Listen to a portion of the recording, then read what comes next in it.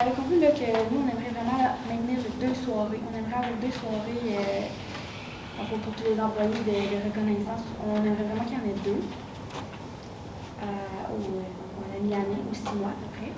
Puis on maintiendrait aussi là, 2 chandails qu'on aimerait que l'employé ait au début. Puis ensuite, là, on demanderait un 60 $ pour avoir accès au catalogue en ligne la première année, puis 50 $ les années suivantes.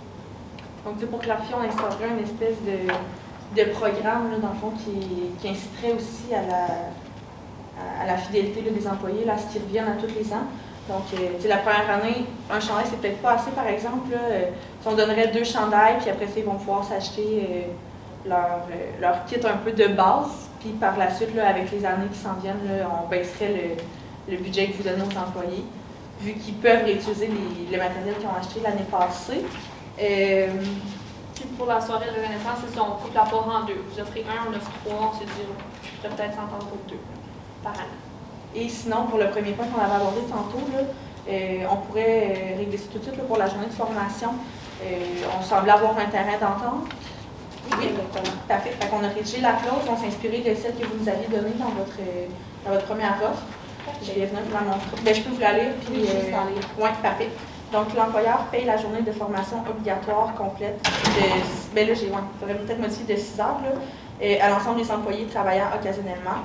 La formation est rémunérée au taux horaire de l'employé établi dans le grille salariale.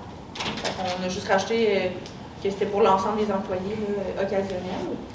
Donc, on s'en pour la rémunération pour la journée de formation. Parfait. Donc, ce dossier-là serait réglé. Pour la soirée de reconnaissance, en fait, c'est quand même un cadeau qu'on fait en tant qu'employeur d'offrir une soirée de reconnaissance autant prestigieuse qu'on souhaite, qu'on souhaite mettre en place.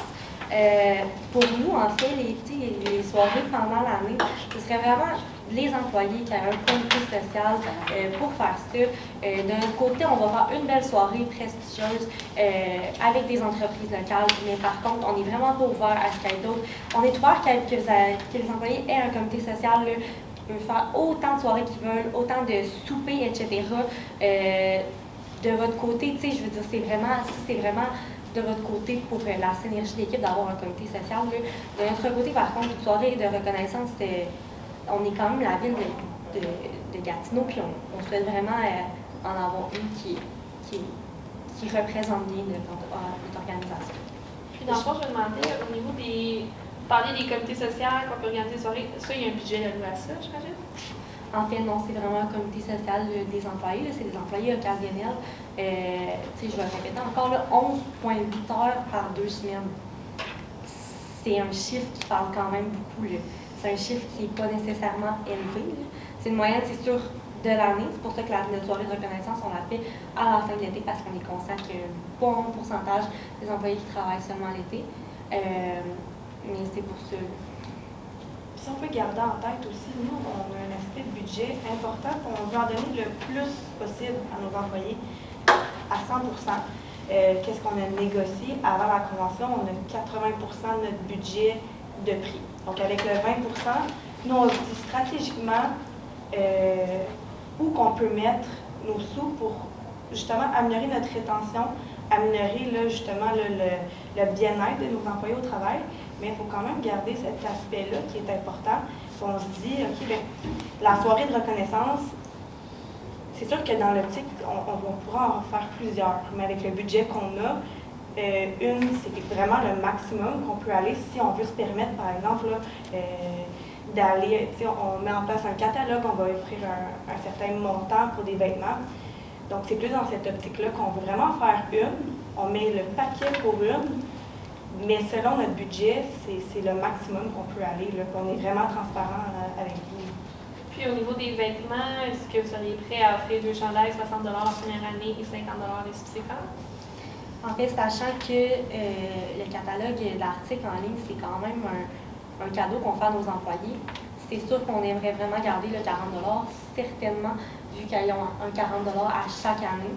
Si l'employé n'utilise pas la première année, son 40 $, il l'a en plus d'un autre 40 $ la deuxième année. Donc, c'est cumulable. C'est cumulable. OK?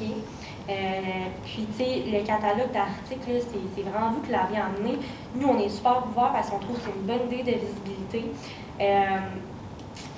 Mais c'est vraiment, tu sais, vous parlez que ça peut être cher à acheter des articles promotionnels. Là, on est au courant. C'est votre comité d'employés qui allait dessiner un peu ce catalogue-là. Donc, tu sais, ça va être aux employés, sachant qu'ils ont 40 $, tu sais, d'y aller avec des articles qui sont un peu... ça peut être un porte-clé, là, tu sais, c'est pas nécessairement, ça fait pas 40 $, puis ça peut être super aussi.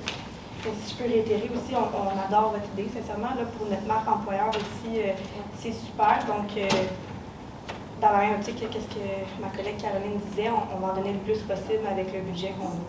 Puis, tu sais, on est conscient, notre statut 40 $, on tient vraiment, le 2 chandails, on est prêt à vous le donner de bonne foi. Puis, on considère que le catalogue, c'est un montant, on trouve ça super intéressant, une super bonne idée. C'est pour ça qu'on l'a intégré, parce qu'en tant que tel, de notre côté financier et tout, ben c'est pas nécessairement, c'est vraiment un cadeau qu'on vous offre. C'est pour ça qu'on tient notre 40 $ qui est important, puis on va avec 2 chandails. Je sais pas si c'est quelque chose qui peut vraiment vous intéresser. Oui, il va falloir en rediscuter. Par la suite, donc là, on a abordé les 2 autres sujets là, de la soirée de reconnaissance. Vous avez l'air, vous semblez fermé au niveau d'en avoir 2. Vous semblez avoir une opinion finale là, sur une soirée. C'est surtout à cause du côté financier et de la pertinence d'en avoir plusieurs dans l'année. Comme Caroline l'a mentionné, c'est 11,8 heures la moyenne d'heures aux 2 semaines pour les employés. Donc, on croit qu'en faire une soirée à la fin de l'été pour rassembler l'ensemble des employés, certains d'entre eux vont continuer à travailler l'hiver, d'autres non. Donc, la soirée de reconnaissance permet vraiment à la fin de l'été de rassembler tout le monde une dernière fois. Donc, la journée de la formation est une journée de reconnaissance, entre guillemets, en ouverture d'année. Oui, c'est pas, on ne fait pas de la reconnaissance directement, mais lorsqu'ils sont formés ensemble, ça leur permet de se regrouper une autre fois ensemble. Donc, c'est sûr qu'on est vraiment amené à en faire plusieurs, qu'on est juste intéressé à en offrir une pour les employés. Puis si je peux me permettre, on est ouvert à aider les employés à organiser ces soirées-là. C'est juste que nous, on ne peut pas débourser plus de sous que ce qui est prévu pour une soirée-là. Sachant qu'on a quand même 800 employés qui font partie de nos travailleurs occasionnels. C'est des frais importants qui sont engendrés pour toute l'organisation, le temps qu'on va devoir mettre là-dedans. Donc, une soirée de reconnaissance, on juge que c'est amplement suffisant. On a quand même accepté votre catalogue. Là. Pas pour nous, c'est quand même des frais supplémentaires. Donc, c'est comme un peu compensatoire. On pense que c'est compensatoire quand même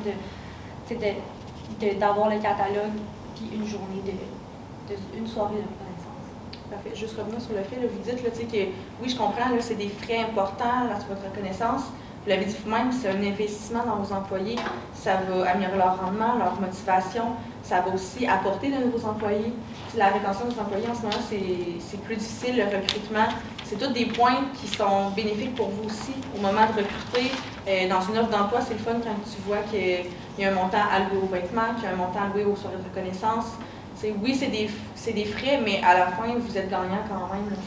Je comprends ton point, mais au final, on a un budget à respecter, donc on ne peut pas se permettre, notre but c'est vraiment d'investir dans nos employés, mais il faut que vous compreniez qu'il y a une limite qu'on peut investir aussi, parce que sinon on peut pas se permettre de perdre d'argent. Donc, c'est des décisions à prendre. On essaie de collaborer avec vous, lequel des options vous préférez. Vous semblez être intéressé d'avoir tout, mais malheureusement, on ne peut pas se permettre de tout donner non plus.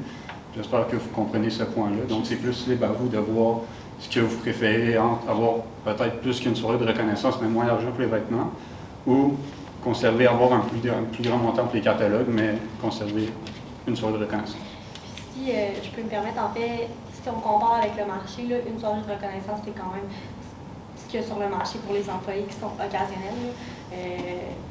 Les camps de jour, c'est rare qu'il peut y avoir une soirée de reconnaissance en décembre. Donc, c'est certain que si on compare au marché aussi, c'est vraiment de ce côté-là qu'on se base aussi. Puis si je peux ajouter en dernier lieu, en fait, là, on se rappelle aussi c'est quoi la mission d'une ville, d'une municipalité.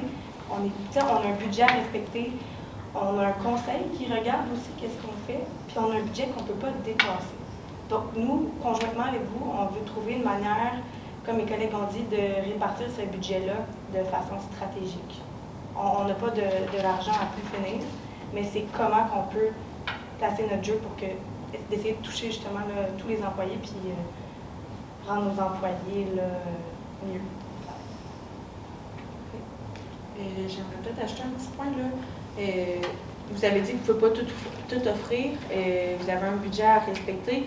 On comprend, puis on souhaite, les deux côtés, je pense qu'on souhaite le meilleur pour les employés. C'est vraiment notre priorité. C'est pour ça qu'on est ici aujourd'hui. C'est pour ça qu'on négocie depuis plusieurs mois, puis qu'on s'acharne un peu. Là.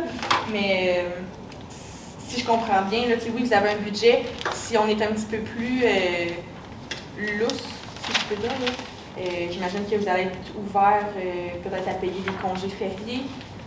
Sur les autres points, j'imagine qu'il y a manière à discussion aussi. Effectivement, on reste ouvert, on sait que c'est une négociation. On souhaite sortir d'ici gagnant-gagnant. C'est important pour nous. On est ici de bonne foi aussi avec vous.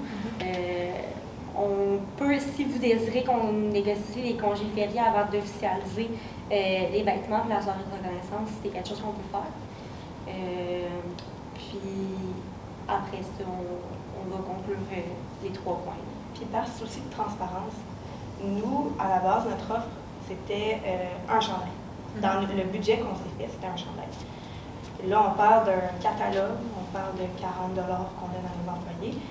Donc, on vous donne quand même certains points qui jouent au final dans le montant qu'on peut allouer à nos employés avec le 20 qui nous reste. Donc, oui, on a fait quand même quelques concessions. La soirée de reconnaissance, selon le budget qu'on établit, on pouvait en mettre une. Parfait. On est conscient de ces points-là. Mais oui, je pense qu'on s'entend pour entendre vos offres là, que vous avez à nous faire là, sur les autres points pour après ça prendre une décision un petit peu plus éclairée peut-être. On va faire les congés, puis après ça, on va juste vraiment écrire soirée de reconnaissance, chambre, vêtements, puis congés, puis après ça, on passe aux frais de transport, on termine avec ça ou comme vous le Il reste souhaitez. quand même peut-être 1h45, donc il ne faut pas oublier ça non plus. Oui, c'est sûr que ça joue dans le temps. Là. Mais oui, on peut peut-être continuer là, à ajouter l'aspect des congés et on finira avec la durée de la convention collective, le transport et les primes aussi qu'on vous a demandé. C'est un sujet qu'on n'a pas abordé encore. D'accord. Donc, en fait, notre offre pour les congés reste la même. Donc, l'employeur offre la possibilité à l'employé de prendre un congé sans solde pour l'un des congés suivants: déménagement, naissance, examen, et ce sous présentation d'une preuve justificative. L'employé doit avertir l'employeur 3 semaines à l'avance. Le 3 semaines, le préavis de 3 semaines, on a compris que c'était OK avec vous. Oui. Excellent. L'octroi des congés sans solde se fait par ancienneté reconnue par la ville de Gatineau. C'est un point qu'on a discuté aussi, puis c'est un point qu'on comprend. Là, évidemment, on priorise souvent les demandes là, des gens qui sont fidèles, qui reviennent dans tous les ans et que c'est un certain privilège qui est acquis avec les années. Donc, c'est un point qu'on... Puis la décision finale est à la discrétion de l'employeur. J'ai juste un petit point, moi. Vous nous répétez depuis tantôt là, que vous êtes ouvert, vous êtes ici pour qu'on négocie. Mais là, vous ne changez rien de votre demande pour tous les congés, c'est ça? Ben, en fait, ici, nous, on est vraiment arrivé avec des offres qui étaient prêtes sur la table pour négocier nos offres. On n'a pas encore négocié, on n'a pas encore échangé nos arguments du côté des congés. Donc, c'est certain que pour l'instant, notre offre reste la même. Puis, c'est vraiment notre offre de départ. OK, parfait. Parce que c'est sûr, peut-être qu'on peut aborder nos arguments, puis pourquoi on fait ces demandes-là, en fait, et ça va peut-être pouvoir vous donner un deuxième regard là, sur votre offre initiale, puis vous allez peut-être être en mesure de réévaluer ces offres-là plus adéquatement par la suite. Et de notre côté aussi, on pourra en discuter si on sort en caucus. Je ne sais pas si tu veux y aller avec les arguments Oui, de pourquoi on lance ces sûr. congés-là. Écoutez, congé de déménagement, on a tous déjà déménagé, c'est stressant, ça prend du temps, c'est de l'argent, c'est tout. C'est ça, donc c'est pour ça qu'on s'attendait au moins à un congé de 2 jours par année. C'est suffisant souvent pour déménager. On demande qu'il soit mobile, bien sûr, on ne sait pas quel jour on déménage et tout. Puis, au niveau des congés de naissance, c'est sûr qu'on comprend que ça va être plus la famille immédiate. Si une amie a accouché, on n'offrira pas un congé mobile payé. Par contre, ce qui est de la famille immédiate, par exemple un enfant qui accouche pour une grand-maman ou peu importe, on demanderait vraiment un 4 jours qui est payé puis qui est mobile parce qu'on ne sait pas quand l'accouchement va arriver, bien sûr. Au niveau des congés pour les examens, mais c'est sûr, écoutez, les camps de jour et tout, souvent, on s'entend, c'est des étudiants. Donc, on demanderait, c'est ça, deux jours par année seulement là, qui seraient payés. Puis, c'est sûr, si jamais il y a besoin d'en avoir d'autres, on pourrait en prendre d'autres, mais sans ça, pour les examens, parce qu'on comprend que les études sont souvent priorisées d'un emploi occasionnel. Par la suite, au niveau des congés fériés, c'est sûr, on est à Gatineau, on est près de l'Ontario. Donc, on demanderait, c'est ça, le premier lundi du mois d'août et le troisième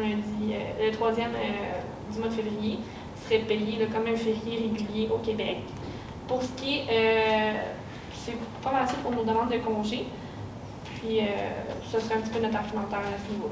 J'aimerais peut-être ajouter aussi, là, justement, pour les congés fériés, on est la région, Gatineau, Ottawa, c'est vraiment la région. Il y a beaucoup de gens qui traversent, qui sont pas trop loin. Il y en a qui demeurent à Ottawa, qui viennent travailler à Gatineau.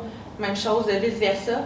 Donc, la plupart il y a des familles aussi qui sont divisées. Là, par exemple, les parents habitent à Ottawa, les enfants ont déménagé à Gatineau. C'est le fun de pouvoir se recueillir en famille. On a tous des familles, on a tous des amis avec qui c'est le fun de se réunir et célébrer des fêtes nationales. Des fois, c'est des valeurs qui sont importantes pour nos employés, là, de célébrer ces fériés-là. Donc, c'est pour ça qu'on le demande. Oui, je sais qu'on est au Québec, c'est des fêtes qui sont plus ontariennes, mais c'est quand même un aspect puis un point là, qui serait important pour nos employés. On en a entendu parler un petit peu plus. C'est sûr que vous êtes peut-être moins sur le terrain, vous êtes moins en contact direct avec les employés à certains moments, mais c'est quelque chose qu'on a entendu souvent.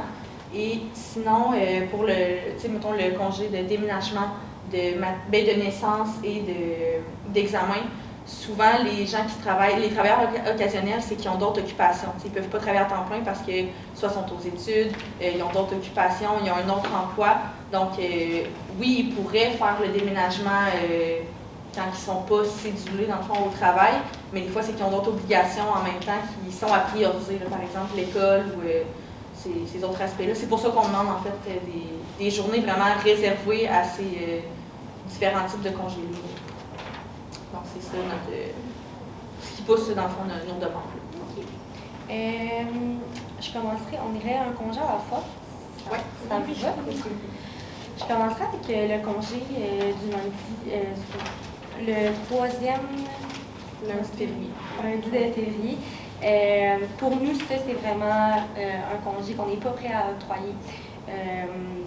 C'est pas dans la période.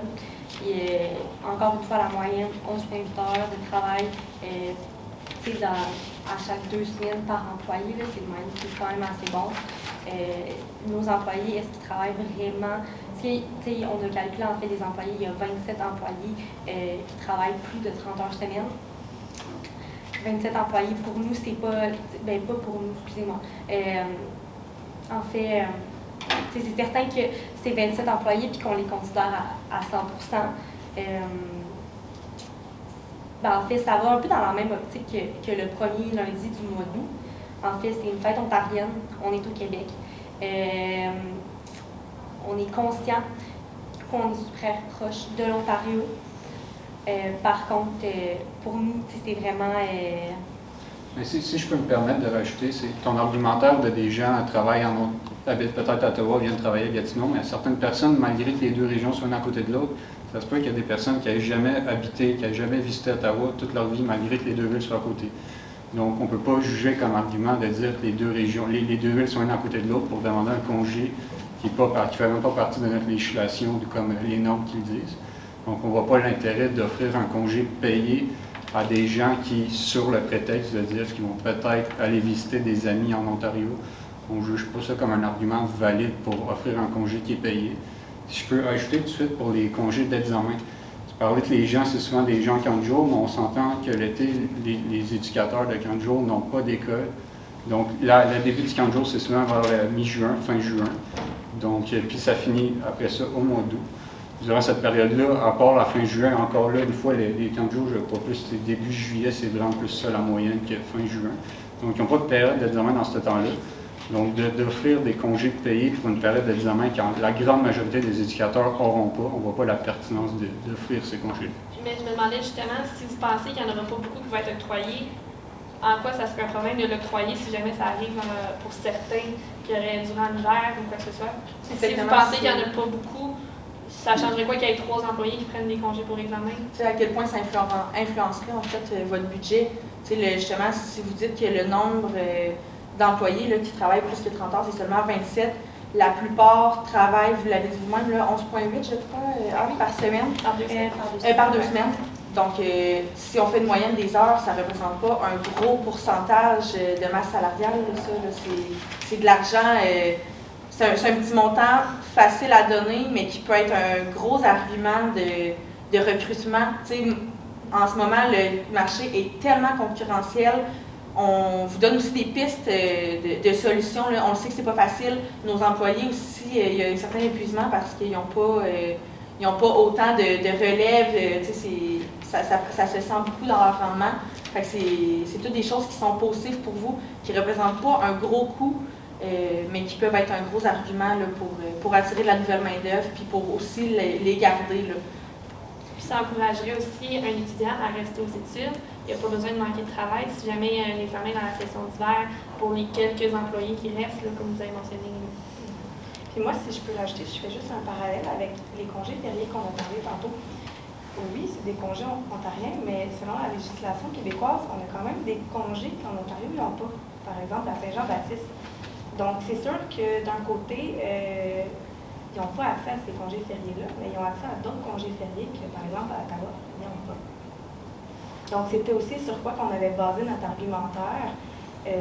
Pourquoi rémunérer ces journées-là? On parle, par exemple, du 3e lundi du mois de février. Selon les normes, on prend le salaire des 4 dernières semaines et on le divise par 20 jours. Donc, prenant en considération que 500 des 800 employés occasionnels travaillent majoritairement l'été ou 30 jours, il n'y aurait principalement aucun argent d'octroyer cette journée-là en février s'ils n'ont pas travaillé dans le dernier mois. Donc, ça ne vous coûterait pas beaucoup d'argent d'octroyer. Mais qu'est-ce qu'on veut dire par là, surtout, c'est qu'on préfère investir notre argent dans des choses qui vont toucher directement l'ensemble des employés, par exemple les soirées de reconnaissance, les vêtements, au lieu d'offrir des petits montants qui vont toucher un minimum d'employés. Comme je répète, on a un budget, on ne peut pas offrir de l'argent partout. On doit choisir les points qu'on veut offrir à nos employés pour que ça touche la plus grande ensemble des employés possible. Donc, on juge que d'investir dans les soirées de reconnaissance, dans les vêtements, ça va vraiment avoir un meilleur impact sur le quotidien des employés que d'offrir un congé payé en plein hiver. OK, donc les autres employés vers nous, c'est pas grave. Non, c'est pas ça que je dis. C'est plus que le but, c'est de plaire, entre guillemets, au plus grand nombre d'employés possible. Encore une fois, question de budget. Puis dans le marché actuel, je ne connais pas grande compagnie qui offre des congés payés pour des examens. La plupart des étudiants sont conscients, surtout s'ils travaillent 11,8 heures, ils ont juste à faire le 11,8 heures sur les autres journées au lieu de prendre congé payé pour la journée de l'examen. Ils peuvent étendre leur heure de travail sur d'autres journées. La journée de l'examen, prévoir de ne pas travailler puis faire leur heure sur un autre au lieu d'avoir payé 11,8 heures, plus payer un montant pour la journée de congé de l'examen. Comprenez, c'est ça. Ça va coûter quand même beaucoup d'argent si on fait ça. Donc, pourquoi pas faire les heures sur une autre période de temps puis avoir la journée de congé d'examen. La journée d'examen, c'est simplement un congé sans solde comme on propose. On ne veut pas forcer les étudiants à travailler leur journée d'examen. On leur offre un congé qui est seulement pas payé. Puis beaucoup d'argent, vous voulez dire quoi par là? Ben, l'avez-vous calculé? Tantôt, vous avez dit le contraire, c'est ça, j'ai de la misère à suivre. Non, mais c'est ça, c'est pas beaucoup d'argent en période hivernale, mais c'est plus une question de pourquoi investir une mini-somme d'argent là-dedans quand on peut investir dans des projets qui vont être plus pertinents pour les employés. Les congés d'examen sont facilement prévoyables d'avance. Vous demandez congé, on vous donne vos heures de travail pour vos employés sur d'autres périodes de temps qui sont disponibles. Pourquoi travailler plus aussi lors de la journée d'examen, prendre une journée qui va être payée? Nous autres, c'est trop de frais. Donc, c'est simplement de choisir les journées de travail. Puis, on offre aux employés la chance d'être en congé lors de leur journée d'examen. On considère que congé de déménagement, congé de naissance, congé d'examen, c'est des congés qui sont importants pour l'employé qui est occasionnel. C'est pourquoi que la décision finale est à la discrétion de l'employeur. Si la personne prend un congé d'examen, je sais pas, la personne a un examen en avril, prend un examen, puis prend un congé sans ça pour un examen, Après ça, en décembre, la sœur de l'employé accouche, famille immédiate. L'employeur, à notre discrétion, on octroie le congé. C'est pour ça que pour nous, c'est important d'avoir la décision finale. On est conscient, on est humain aussi. C'est certain que dans ces optiques-là, on va l'octroyer. Mais on ne veut pas donner non plus trop de congés. C'est important aussi qu'il y ait la pièce justificative. C'est la mission d'une ville aussi, c'est de veiller à la sécurité de nos citoyens. On doit avoir un certain nombre de gardiens de parc, on doit avoir un certain nombre d'animateurs de camp de jour. On ne peut pas se permettre, il faut savoir d'avance pour planifier si quelqu'un est pas là. Oui, bien c'est pour ça qu'on dirait 3 semaines d'avance, comme vous l'avez demandé, avec des pièces justificatives. Puis le peu de coûts que ça vous coûterait pour l'écriture des examens, puis pour les congés là, fériés, comme vous avez dit en février, qu'il n'y en a quasiment pas d'employés, ça ne vous coûtera pas grand-chose de l'octroyer. Je tiens aussi à vous dire, là, nous aussi, on tient à être transparente avec vous. Malheureusement, si on n'a pas de gain au niveau des congés rémunérés, des congés fériés là, et des congés plus personnels, là, peu importe lequel, je ne croirais pas qu'on ait un terrain d'entente pour je pense pas que si on va en chambre, ça ne sera pas accepté malheureusement. Nos employés y tiennent, c'est une des grosses demandes qu'on a eues.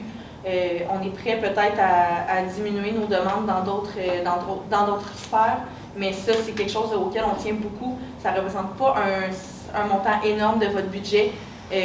La soirée, là, vous en parlez beaucoup, là, la soirée de reconnaissance. Je ne sais pas si vous êtes conscient que oui, c'est à la fin de l'été, mais il y a certains employés qui travaillent tout au long de l'année et que c'est le fun des fois d'avoir quelques autres bonus. Par exemple, ils n'iront pas travailler dans une entreprise seulement pour la seule et unique soirée de reconnaissance qu'il y a dans l'année.